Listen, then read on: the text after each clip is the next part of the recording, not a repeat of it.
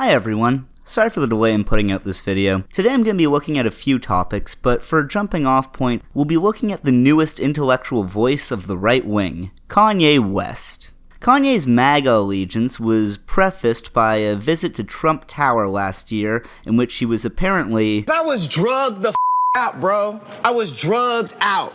I was on opioids. Checks out. This was made explicit more recently with a series of tweets where Kanye fanboyed out over Trump, as well as conservative commentator Candace Owens, and even hinted at a love for our boy Jordan Peterson. This move has garnered a lot of hate from Kanye's old fans, while also opening a market of new fans such as Alex Jones, Ben Shapiro, Charlie Kirk, and even Marco Rubio.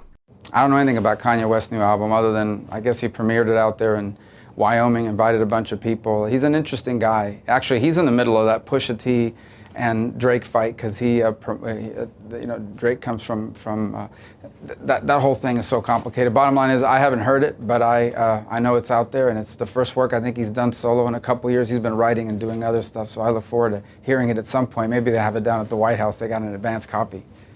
Yuck. I have to admit, I do find myself agreeing with Rubio here, having very much enjoyed all of the music Kanye's been putting out so far this summer. That said, it seems like he's turned into something of a reactionary, so Papa's gotta do what Papa's gotta do. Killer Mike is next.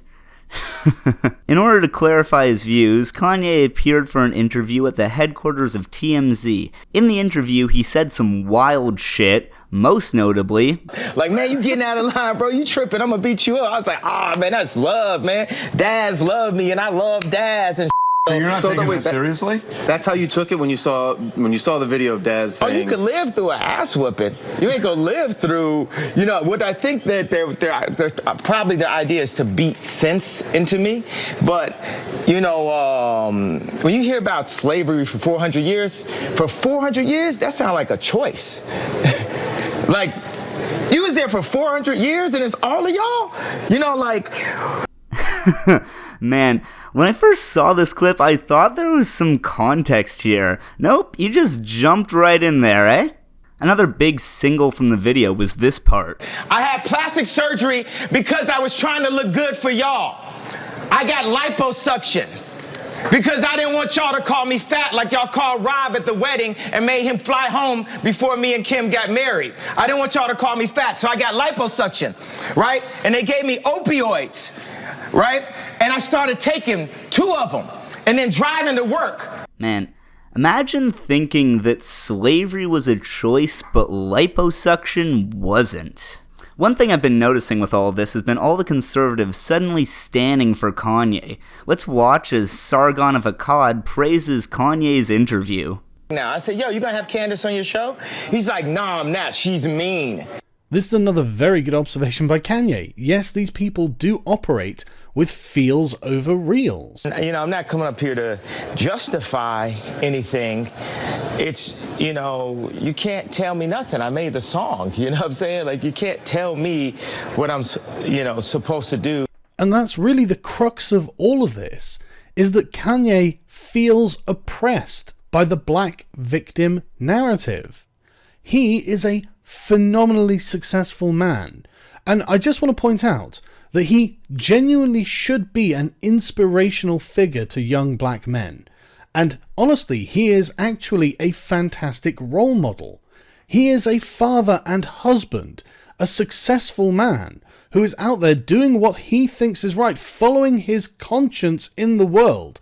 We need to start being worried about ourselves and stop being worried about what other people think. And we have the right to free thought.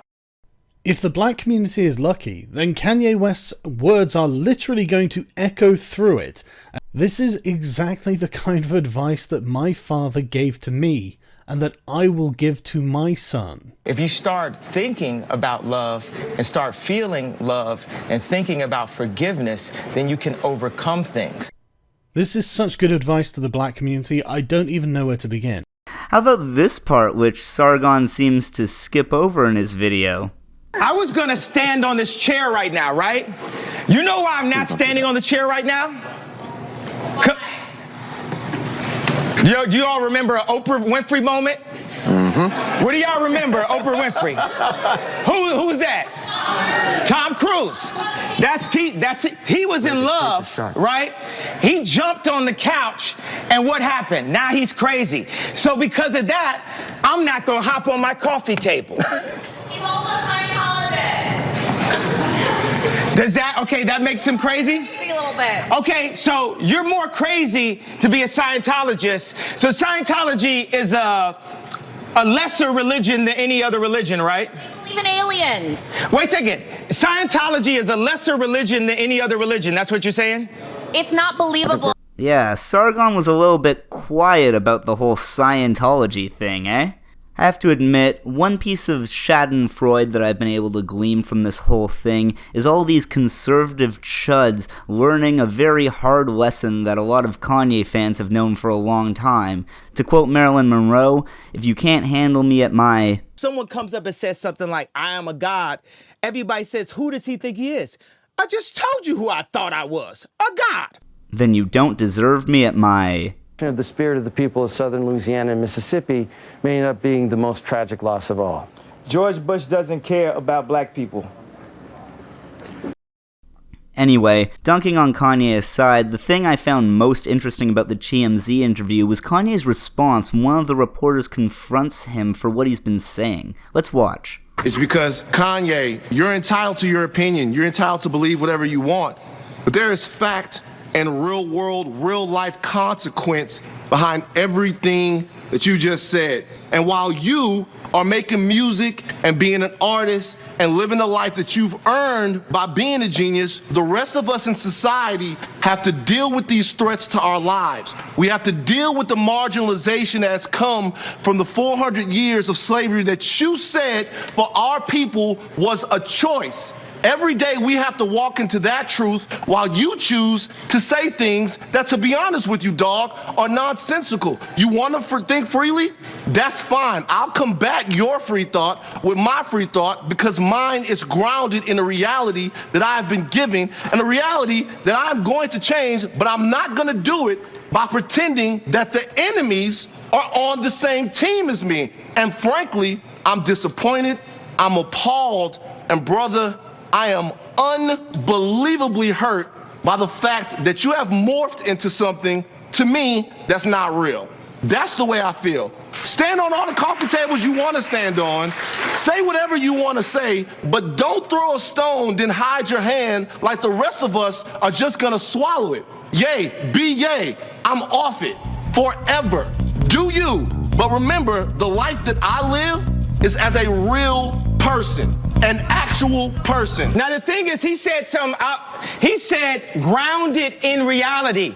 This reality has been forced upon us. It is a choice. Just like when I said slavery is a choice. The reality, we can make our own reality. We can talk about history, but not too long. We need to talk about... There, that last bit, that really stuck out to me. Before Kanye starts regurgitating conservative talking points about personal responsibility and black-on-black crime, he takes things in a bit of a metaphysical direction. It seems Kanye's dismissal of structural and material inequalities that persist for people of color is grounded in a sort of postmodern, Robert Anton Wilsonian conception of reality itself as a social construct, perhaps best encapsulated by Wilson's claim that the border between the real and the unreal is not fixed, but just marks the place where two rival gangs of shamans fought to a standstill. It honestly is a little refreshing. After all, if you're going to insist that systems of structural oppression built into the fabric of our material and social existences are simply choices, why not follow that to the logical conclusion and say that all of reality itself is a choice? To explain this, I want to look at one of Kanye's influences, classic hip-hop head, Scott Adams. For those of you who don't know, Scott Adams is the men's rights activist, libertarian hypnotist responsible for Dilbert. Adams spends much of his time publishing self-help books and responding to criticisms on Twitter by showing pictures of his abs and his hot girlfriend. You know, like a cool guy who fucks. Adams regularly releases Periscope videos entitled Coffee with Scott Adams, which he intros by reading Dilbert comics that he's currently working on. All right, so if any of you haven't seen today's comic, I'll read it to you. It starts off with Tina going in and talking to Dilbert, and Tina says, "Are you going to the department meeting?" Dilbert says, "Yes, as soon as I plan my route." Dilbert goes on to say, "I have 7 coworkers who I need to avoid on the way. 3 are nonstop talkers, the other 4 ask me for something every time I see them. I've mapped their likely locations, and I'm working out an avoidance path. Yes, I think I can do it. Is that my name on your list of employees to avoid? I didn't say it was a perfect system." All right. So I just wanted to test that out. Cool. Adams made a video that was very obviously meant to catch the attention of Kanye West. What was the big news of the week?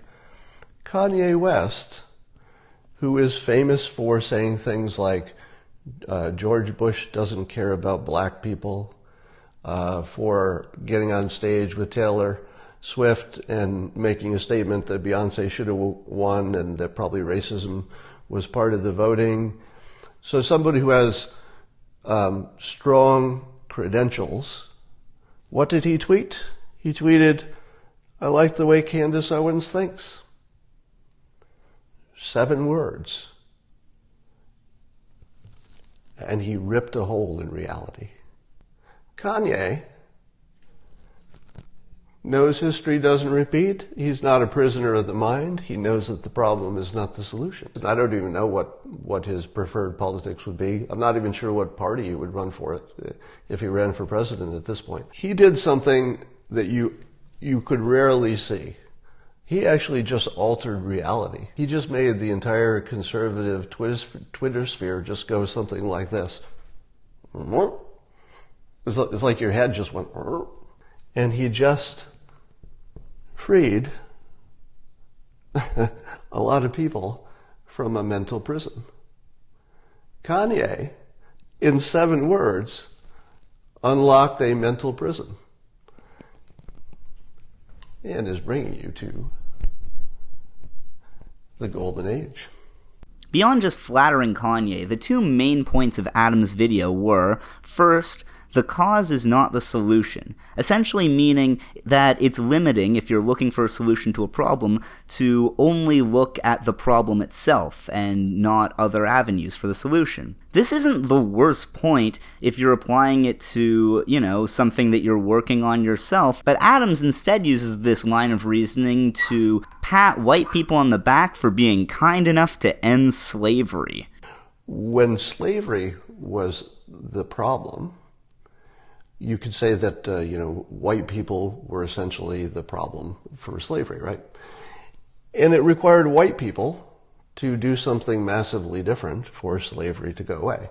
So in this case, the problem and the solution were very similar. It was white people. White people were the problem. White people had to change.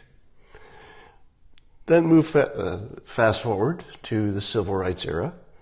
Again, even though everybody was involved in the civil rights, right? All the every group and gender and everybody was involved in that. But the people who had to change the most, the people who had to pass laws, etc., were white people. So white people were kind of the problem, and white people were kind of the solution too. Adams' other point is that history doesn't repeat itself. The point, similar to the first one, is that it can be limiting to rule something out simply because there is no precedent for it, and if you don't do that, you open yourself up to a lot of more other opportunities, such as... Do you know what happens if you think that history doesn't repeat? Then you can become President of the United States without ever being a politician. If you believe that history repeats, you don't even try. President Trump is not in a mental prison. Did he think that North Korea was unsolvable? Nope. Did he think he couldn't negotiate trade deals? Nope, he didn't think that. Did he think he couldn't give people nicknames and win an election that way? This is where I think Kanye gets a lot of his dismissal of historical and material issues. Coming back to Kanye's slavery comment, I don't think Kanye thinks that slavery was a choice. Perhaps a more accurate but nevertheless unsettling expression of Kanye's views can be found in the interview he did with Charlemagne the God the same day as the infamous TMZ interview. That was the moment that I wanted to use Bitcoin, when I saw Harriet Tubman on a $20 bill. Why? It's like when you just see like all the slave movies, it's like, why you gotta keep reminding us about slavery? Why don't you show us, put Michael Jordan on a $20 bill? Kanye doesn't think that slavery was a choice. He thinks that dwelling on historical circumstances which continue to this day to disadvantage people of color is a choice, and in fact itself a form of slavery. It should go without saying, but this is YouTube, so here we go. This line of thinking is almost certainly a result of Kanye's success, and while yes, on a personal level it is good to focus on your own agency, the fact that some people of color are able to succeed does not disprove the fact that there are massive structural factors that cannot be fixed simply by choosing a different reality or believing in yourself. This brings me to the meat of my argument, which is self-help as applied to political ideology. In a previous video on Jordan Peterson, I got some flack for disparaging him for being something of a self-help guru. Let me be clear here that I have absolutely nothing against self-help as it applies to individuals. Hell, I've gotten depressed and found it super helpful to organize my room. My issue is with this type of advice being applied to macro-level political issues, such as when Peterson dismissed the political activism of the 60s, i.e. the civil rights and anti-Vietnam War movements, as kids waving paper on sticks. In an interview with Alex Jones, Adams professes his love for self-help and explicitly calls it a right-wing virtue. And when talking about Trump, it becomes clear that Adams' admiration for the man is based largely on the power of positive thinking. Literally, one of his favorite things to bring up about Trump is that his childhood pastor was Norman Vincent Peale, the author of The Power of Positive Thinking. And in his appearance on Sam Harris's podcast, Adams' defense of Trump seems purely out of admiration for Trump's will to power. The same thing is even more so the case for Kanye. Kanye's plainly said that he doesn't follow politics and his support for Trump is more than anything emotional. This is confirmed by T.I. during a Breakfast Club interview where he talks about his meeting with Ye. And I don't think he understands the optics of the situation because he don't understand how dire this situation is because so he knows removed. nothing about Trump's policies. I asked him, I said, hey, man, so how you feel about the travel ban? He say, what's the travel ban? Exactly. It doesn't affect him, and sometimes you know what I'm when saying? it doesn't So affect I say, someone, come on, bro, you can't do this. Or how about here? Listen to how Kanye talks about Trump with T.I. Half the shit Trump does, I don't agree with. What half do you agree with? Let's get that out. Just the ability to do what no one said you could do. To do the impossible is the most inspiring thing. I don't really think that was hyperbole. The half of Trump's policy that Kanye seems to disagree with is his policies, while the half that he agrees with is literally just his success. I want to take a second to be very clear here that the point of this video isn't just to dunk on Kanye for being inarticulate and reactionary. I think that, especially looking at Adams, this is a pretty generalizable phenomenon. So what? At this point, while I hope I've done a good enough job to clearly lay out what the ideological through line is between Kanye, Scott Adams, and the right more generally, some of you may find yourself asking why this is a particularly big deal, aside from it potentially leading to the election of a senile crypto-fascist to the most powerful position in the world. I mean, hell, he's kinda weird, but Scott Adams generally comes off as a pretty reasonable dude. Watch him here as he calls out Stefan Molyneux for claiming that it's discrimination that college professors don't hire more conservatives. Another thing, of course, that the Democrats say, or the leftists say, that they're very much into diversity, but they relentlessly don't hire non-leftists. Sorry, that's a double negative. It's a little tough to thread that needle. But I think a study just came out in the certain faculties in American colleges and universities. It's like 9-1. Democrats to Republicans, which means that they're not really that much into diversity of thought. And so the question then becomes, okay, well, if you're not really into diversity of thought in that when you have the power, you only relentlessly hire people who are kind of photocopies of your own meme set. If you're really into diversity, then why don't you push for more Republicans in college campuses. So that says, okay, well, diversity is not really a big issue. So then why would they be so focused on diversity if they don't push for it or enact it in areas where they actually have some significant control? Well, keep in mind that discriminating against ideas is expressly allowed, if not encouraged. So from your perspective, since you would like to see presumably more conservative thoughts, it seems to you like that's unfair that people are discriminating against ideas. But indeed, it's all we do. I mean, we discriminate against ideas in every realm all the time, and it's the one thing that we're probably better off for. To see how this can get more sinister, we'll have to journey deep into the wife's parents' basement of one of the key figures of the so-called intellectual dark web. I'm speaking, of course, of the gorilla himself, Mike Cernovich. In his Breakfast Club interview, T.I. said that Kanye needs a translator to get his ideas across, and perhaps Adams, the Kanye West of libertarian newspaper comic strip authors, is no different. Let's sit back and watch as Cernovich explicates Scott Adams' thought process for us. So it is all connected, because you can't do what I do if you're not reading books like this, You can't, if you don't view yourself as the architect of reality, then you're going to walk down the roads other people walk down, that other people have built, and you want to build your own roads. Another thing Kanye said that, is going to ring a bell. Kanye said, you live in the past, you're always in the past. Adams built on it. I've talked about that too. Here's what I mean. When people bring up things about me from years ago they don't like, I will pass a polygraph saying that isn't even true. People go, it is, it's true. You ever notice people want to try to drag me down with things from the past that they claim happened?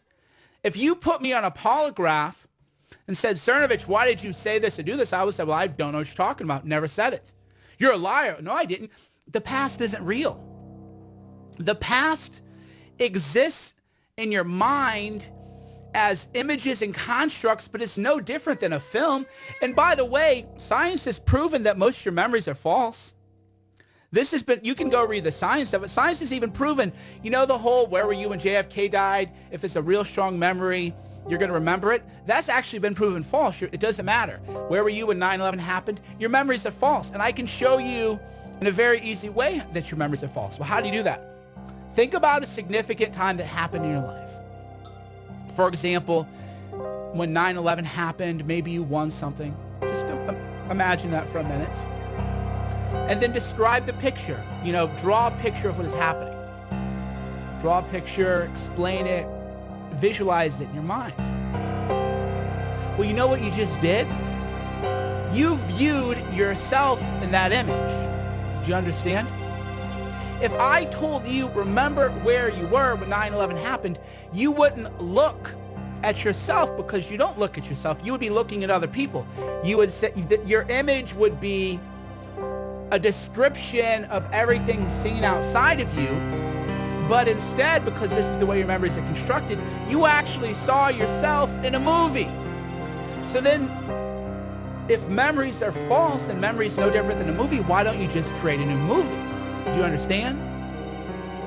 Because if you believe, which is false, but if you believe Newtonian physics and you believe the future is dictated by the past, then what you must do is you must reconstruct your past. You have to reimagine. People go, well, that's lying to yourself. No, it isn't, because your memories are false. And this is easily proven. So you're not lying to yourself because your memories are false, because we're evolved to lie to ourselves about our past. Any memory you have, no matter how honest you're trying to be, you're going to be the hero.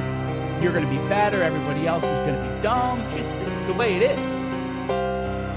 So if you start from the proposition that your memories are false anyway, and you want to change your future, then you just reconstruct your memories, and then suddenly you're living a different future. So well, that connects to Scott Adams' lecture on Kanye, right? If you have a view of the past which is negative, I don't know what that was YouTube or something. If you have a conception of the past that is negative, then your present's going to be negative. If you believe, because bad things happen to people. If you believe, though, that the past defines you and that's who you are, then that's how you're going to live in the present.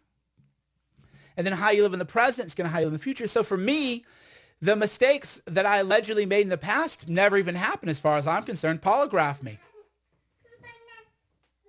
Just polygraph me. Never happened. And people go, oh, well, that's delusional. Well, you're delusional too, but at least my delusions help me. So, that was pretty chilling, eh?